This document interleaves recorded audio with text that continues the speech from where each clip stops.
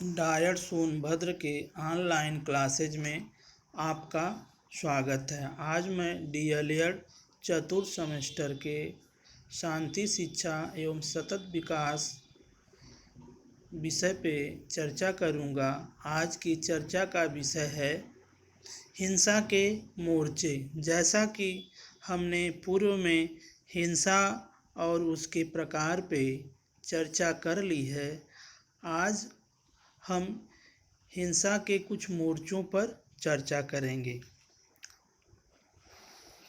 हिंसा के मोर्चे निम्नलिखित हैं, जैसे जाति या कास्ट, लिंग या जेंडर, भेदभाव, भ्रष्टाचार, करप्शन, सांप्रदायिकता, विज्ञापन, एडवर्टीजमेंट, गरीबी या पॉवर्टी। हम सबसे पहले हिंसा के मोर्चे जाति या कास्ट पर चर्चा करेंगे। जाति या कास्ट, जाति के लिए अंग्रेजी में कास्ट शब्द का प्रयोग होता है। यह पुर्तगाली भाषा के कैस्टा शब्द से बना है, जिसका अर्थ वंश, नस्ल या वर्ग से होता है।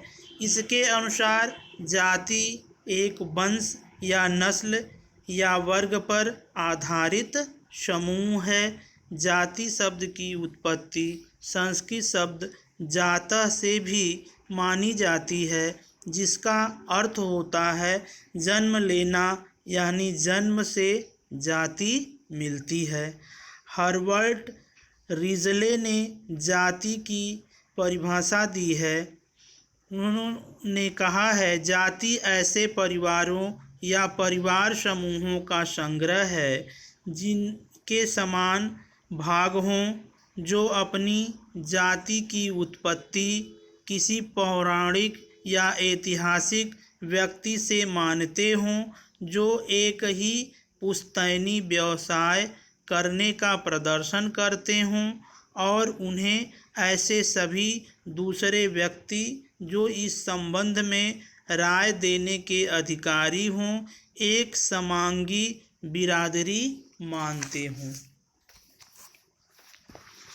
बीएस केतर ने जाति को इस रूप में परिभाषित किया है। जाति एक ऐसा सामाजिक समूह है जिसकी दो विशेषताएं हैं। इसके वही सदस्य हो सकते हैं जो किसी सदस्य के बेटे हों, और इसमें ऐसे सभी व्यक्ति शामिल हैं जो इस प्रकार जन्मे हों। सदस्य ऐसे सामाजिक कानून के जरिए इस समूह के बाहर विवाह नहीं कर सकते। इस प्रकार परिभाषा से जाहिर है कि जाति एक सामाजिक समूह है। इसकी दो विशेषताएं स्पष्ट रूप से देखी जाती हैं। पहला है, जाति के सदस्यों से पैदा हुए व्यक्ति ही केवल उस जाति के सदस्य हो सकते हैं, और अपनी जाति दूसरा है, और अपनी जाति से बाहर विवाह की अनुमति नहीं है। जाति की विशेषताएं, कैरेक्टरिस्टिक्स ऑफ कास्ट पर चर्चा करेंगे। जैसा कि जीएस घुरिये ने जाति की 6 विशेषताओं की चर्चा की है, हम उन्हीं विशेषताओं के आधार पर जाति को समझने का प्रयास करेंगे। पहला है, समाज का खंडनात्मक विभाजन, सेगमेंटल डिवीजन ऑफ सोसाइटी। जाति व्यवस्था समाज को कुछ निश्चित खंडों में विभाजित करती है। प्रत्येक खंड के सदस्यों की स्थिति, पद और कार्य जन्म से निर्धारित होता है तथा उनमें सामुदायिक भावना होती है। जातीय नियम का पालन नैतिक कर्तव्य होता है। संस्तरण, जाति व्यवस्था के अंतर्गत प्रत्येक जाति की स्थिति एक दूसरे की तुलना में ऊंची या नीची होती है। इस संतरण में सबसे ऊपर ब्राह्मण हैं और सबसे नीचे अस्पृश्य जातियां हैं। इन दो छोरों के बीच अनेक जातियां हैं। इतना ही नहीं, एक जाति के अंदर अनेक उपजातियां हैं तथा उनमें भी ऊंच नीच का संस्तरण है। तीसरा है भोजन तथा सामाजिक सहवास पर प्रतिबंध। जाति व्यवस्था में खान पान, मेल जोल एवं सामाजिक संपर्क संबंधी प्रतिबंध है। प्रायः एक जाति के व्यक्ति निम्न जातियों के हाथ का भोजन नहीं स्वीकार करते। साथ ही कच्चा व पक्का भोजन संबंधी अनेक प्रतिबंध देखे जाते हैं। इसी तरह सामाजिक संपर्क एक मेल जोल के संदर्भ में छुआछूत की भावना पाई जाती है। चौथी विशेषता है सामाजिक एवं धार्मिक निर्योग्यताएं। जाति व्यवस्था में अधिकारों और सुविधाओं में विशेष अंतर देखा जाता है। एक ओर उच्च जातियों को सामाजिक, आर्थिक, धार्मिक एवं राजनीतिक क्षेत्रों में विशेष सुविधाएं व अधिकार प्राप्त हैं, तो दूसरी ओर निम्न व अस्पृश्य जातियों को सार्वजनिक सुविधाओं व अधिकारों से वंचित रखा गया। इन्हें अनेक रूपों में निर्योग्य घोषित किया गया है। व्यवसाय की आनुवंशिक प्रकृति। व्यक्ति के व्यवसाय का निर्धारण जाति व्यवस्था के आधार पर होता है। एक व्यक्ति जिस जाति में जन्म लेता है उसे उसी जाति का व्यवसाय अपनाना होता है। जाति व्यवस्था प्रत्येक जाति के सदस्य को परंपरागत व्यवसाय को छोड़कर अन्य व्यवसाय को करने की अनुमति प्रदान नहीं करती। अंतर्विवाही जाति व्यवस्था के अनुसार जाति के सदस्य अपनी ही जाति या उपजाति में विवाह संबंध स्थापित करते हैं। इस नियम का उल्लंघन का साहस प्रायः कोई नहीं करता। वेस्टरमार्क ने इस विशेषता को जाति व्यवस्था का सार तत्व माना है। अंतर्विवाही नियम आज भी जातियों में पाए जाते हैं।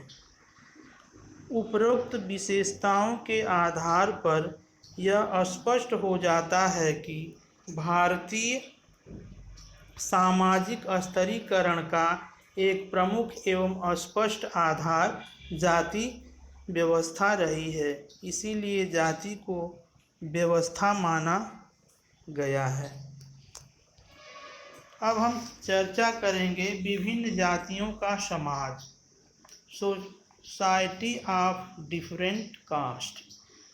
सर्वप्रथम हम प्राचीन समय में जाति प्रथा के बारे में चर्चा करेंगे। प्राचीन समय में जाति जो व्यवस्था प्रचलित थी उसमें 4 जातियां विद्यमान थी। पहला ब्राह्मण। ब्राह्मणों का मुख्य व्यवसाय अध्ययन करना, शिक्षा देना और यज्ञ करना था। दूसरा है क्षत्रिय। क्षत्रिय देश की रक्षा के लिए जिम्मेदार थे। तीसरा वैश्य। कृषि, पशुपालन और व्यवसाय वैश्यों के व्यवसाय थे।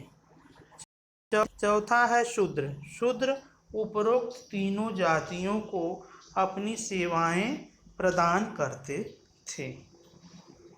आगे चर्चा करेंगे हम मध्य युग में जाति प्रथा, caste system during middle period. Middle period या मध्य युग में व्यवसायों के आधार पे बहुत सी जातियों का निर्माण किया गया। भिन्न भिन्न स्थानों पर उनके भिन्न भिन्न नाम हैं, जैसे बनिया और चेती। बनिया या बनी उत्तरी भारत में व्यापारिक वर्ग का एक घोतक नाम है। तमिल में इस वर्ग के लिए चेती शब्द है। दूसरा है जाट, बिलाला, वकलिगा, कुनवी, लोधा। पंजाब में जाट, तमिल में बिलाला और कन्नड़ में वकलिगा कृषि से संबंधित हैं। कुर्मी या कुनबी भी सब्जियां और कृषि संबंधी फसल उगाने के व्यवसाय से संबंधित हैं। मध्य प्रदेश में लोधा खेती के व्यवसाय का पालन करते थे। आगे है सुनार और लुहार। स्वर्ण और इस्पात का काम करने वालों को क्रमशः सुनार और लुहार कहा जाता है। तरखान, लकड़ी का काम करने वाले को तरखान, बढ़ई आदि नामों से संबोधित किया जाता था। कसार, तंबत और ठट्ठर, कांसे, तांबे और पीतल के बर्तन बनाने वालों को क्रमशः कसार, तंबत और ठट्ठर कहते हैं। जुलाहा, सेती, वंकर, नंती, फेरिया, पटवा ये बुनकर वर्ग से जुड़े हुए हैं। कुम्हार, तेली और नाई, मिट्टी के बर्तन बनाने वाले, तेल निकालने वालों और बाल काटने वालों को क्रमशः कुम्हार, तेली और नाई कहा जाता है। तमोली, बंसफोर और जातव, पान बेचने वालों, टोकरी बनाने वालों और चमड़े का काम करने वालों को क्रमशः तमोली या तंबोली, बंसफोर और जातव कहा जाता है। कहार, पानी की आपूर्ति करने वालों को कहार कहा जाता था। गोदरिया और बहेलिया, भेड़ पालन करने वाली जाति को गोदरिया कहा जाता है और बहेलिया शब्द का प्रयोग वर्तमान समय में चिड़ी मारों के लिए किया जाता है। इस प्रकार हम देखते हैं कि भारतीय समाज में जातियां बुनियादी रूप से व्यवसाय के आधार पर विकसित हुई हैं। प्रत्येक व्यवसाय में कुशल होना सभी वर्ग का कार्यक्षेत्र नहीं है। बालक अपने पिता और परिवार के व्यवसाय में रुचि विकसित करता है। पिता के साथ रहते और काम करते हुए वह उस व्यवसाय में कुशलता प्राप्त कर लेता है। विशेष प्रशिक्षण देने का यह एक अच्छा ढंग था। समाज का कार्य सुगमता से चल रहा था। सभी अपने अपने कार्यों में लगे रहते थे। इस प्रकार का नियम भारत में हजारों वर्ष तक चलता रहा। हम चर्चा करेंगे आधुनिक भारतीय समाज में जातियां और उपजातियां। आधुनिक भारतीय समाज में कुछ सुप्रसिद्ध जातियां और उपजातियां निम्नलिखित हैं। जैसे ब्राह्मणों में उपजातियां। आधुनिक समाज में ब्राह्मणों में बहुत सी उपजातियां हैं। जैसे सारस्वत, सरजूपारी, कान्यकुब्ज, पांडे, शुक्ला, त्रिवेदी, त्रिपाठी, चतुर्वेदी, पाठक, द्विवेदी, मिश्रा, वाजपेयी, अवस्थी इत्यादि। दूसरा है क्षत्रियों में जातियां और उपजातियां।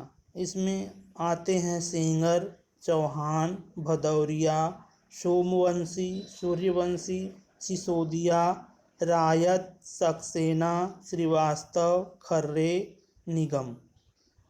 तीसरा है वैश्यों में उपजातियां। जैसे अग्रवाल, माहेश्वरी इत्यादि वैश्यों की उपजातियां हैं। चौथा है शूद्रों की उपजातियां।